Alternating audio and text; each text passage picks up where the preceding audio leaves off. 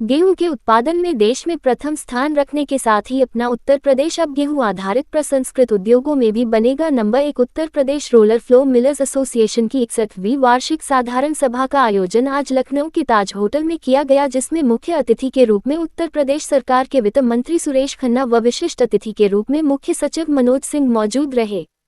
बैठक में पूरे उत्तर प्रदेश के लगभग 200 से ज्यादा रोलर फ्लो मिल के उद्यमियों ने हिस्सा लिया।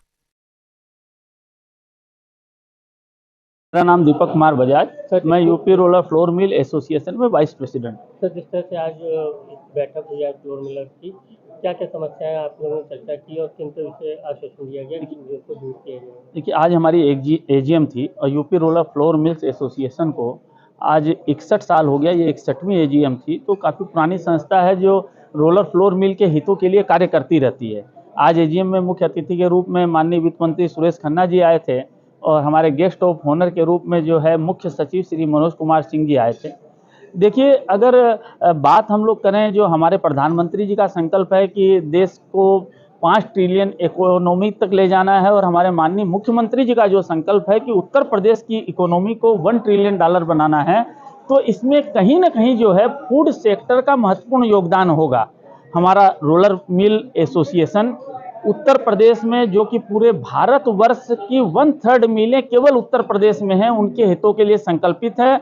और उसी से जुड़ी हुई चीज़ें थी, जैसे एक तो हमारा ये मानना है कि जो अंग्रेजों के ज़माने से प्रथा चली आ रही है कि लीज होल्ड भूमि को सरकार सशर्त इस कंडीशन पे कि उसका भू उपयोग चेंज नहीं होगा, भू उपयोग जो है इंडस्ट्रियल ही रहेगा, उस कंडीशन पे इसको फ्री होल्ड किया जाए, ये हमने सरकार से बात रखी है।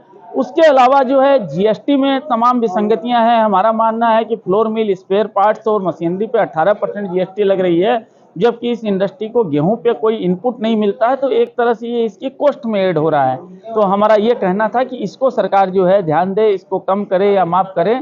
इस तरह की मांगी हमने आज सक्षम मंच के सामने रखी।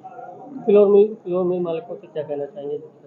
देखिए, फ्लोर मिल इंडस्ट्री एक ऐसी पावन इंडस्ट्री है। प्रोफेशन तो सभी होते हैं, इंडस्ट्रियां सभी चलाते हैं, लेकिन हम लोग एक तरह से पेट भरने वाली इंडस्ट्री चलाते हैं। चाहे आम हो चाहे खास हो, उसको आटा तो खाना ही है, रोटी तो खानी ही है। तो हमारा ये मानना है कि ये इंडस्ट्री अच्छे चले।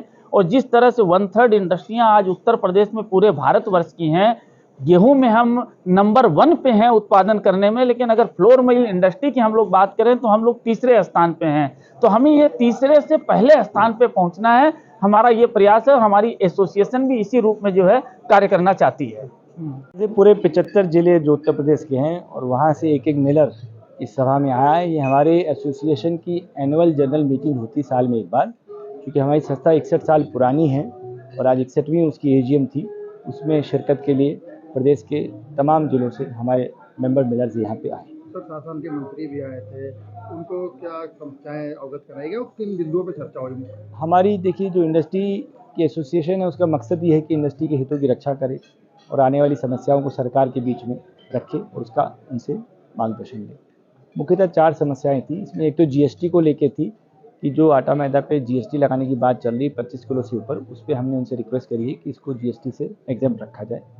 दूसरा, हमने उनसे कहा है कि हमारा प्रदेश गेहूं के उत्पादन में तो नंबर 1 है, मगर हमको उत्पादक राज्य का दर्जा नहीं मिलता। तो केंद्र सरकार से इसकी मांग की जाए, जिससे पड़ोसी राज्य जैसे हरियाणा, पंजाब, मध्य प्रदेश, इनको ये मिलता है दर्जा, तो हमें भी दर्जा दिया जाए। तीसरी बात हमने उनसे ये कही कि भाई हमको जो है मशीनरी पे जो जीएसटी आपके 5% से 18% कर दिया, तो उसको अगर आप 5% पे रखें तो ज़्यादा अच्छा रहेगा।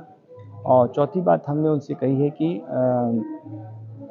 गेहूं का जो सब्सिडी हमें मिलों को मिलती थी, उस सब्सिडी की जो पॉलिसी उन्होंने डिसकंटिन्यू कर दी है, कि उस पॉलिसी को दोबारा से जारी करें, जिससे कि जिन लोगों ने भी उनमें आवेदन किया है उनको वो सब्सिडी प्राप्त हो सके। जो मंत्री जी आए थे उन्होंने क्या आश्वासन दिया? मंत्री जी ने कहा, देखिए सब्सिडी वाली पॉलिसी तो उन्होंने कहा हम विचार कर रहे हैं, उसको हम जरूर क्रियान्वयन में लाएंगे। उसका रूप थोड़ा बदल सकता है, बट हम सब्सिडी की स्कीम दोबारा से लाएंगे। जीएसटी पे उन्होंने अपनी मजबूरी जाहिर करी कि 5% की जो स्लैब है सबसे न्यूनतम स्लैब है, तो इसमें मिल वालों से उन्होंने बोला कि भाई इसको आप 5% तक तो दीजिए, जिससे सरकार की आय बने, रेवेन्यू बने और डेवलपमेंट का काम हो। और उत्पादक दर्जा दिए जाने के बारे में उन्होंने कहा कि भाई इसमें कुछ टेक्निकल चीज़ होती है, चूँकि गेहूं की जो पैदावार है उतनी सरकार द्वारा खरीद नहीं हो पाती एफसीआई द्वारा। तो अगर एफसीआई खरीदेगी तो उसको इस तरीके से किया जा सकता है। तो मैं केंद्र सरकार से इस बात का रिक्वेस्ट करूँगा कि FCI को अधिक से अधिक गेहूँ उत्तर प्रदेश से खरीदने के लिए प्रेरित किया जाए।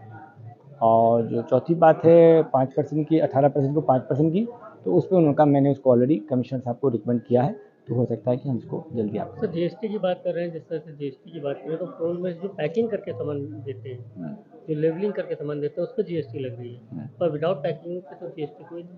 पैकिंग में, हाँ, वो आप बिल्कुल सही कह रहे हैं, 25 किलो तक की जो पैकिंग है उस पर दे रहे हैं, मगर अब जो बात चल रही है 25 से 50 किलो की पैकिंग जो होगी ना, उस पर भी लगाने की बात चल रही है, तो हम उसका विरोध कर रहे हैं। 0 से 25, 1 किलो से 25 भी लगाए, हमें कोई एतराज़ नहीं, वो ब्रांडेड है और उसका जो कंज्यूमर है या टारगेट कस्टमर है वो है जो अफोर्ड कर सकता है। मगर जो 25 से 50 हम बेचते हैं, वो क्या होता है कि जो बोरा 50 किलो का जाता है तो किराना स्टोर वाले उसमें से 1 किलो किसी को देते हैं, किसी को आधा किलो देते हैं, क्योंकि जो गरीब लोग हैं रोज़ का आटा सुबह खरीदते शाम को खत्म करते हैं। तो अगर उस बोरे पे GST लग जाएगा तो नेचुरली जो आधा किलो 1 किलो खरीद के गरीब आदमी जा रहा है उसको उसका महंगा आटा खरीदना पड़ेगा, जिसके लिए हम रिटेल देगा, तो उसका हम विरोध कर रहे हैं। और थैंक यू। किसानों से जुड़ी हुई, अगर हमारी इंडस्ट्री सही चलेगी तो किसानों को, जैसा कि मंत्री जी ने भी कहा, वो मुख्य सचिव ने, कि हमें गेहूं खरीदने की जरूरत नहीं पड़ी। क्यों?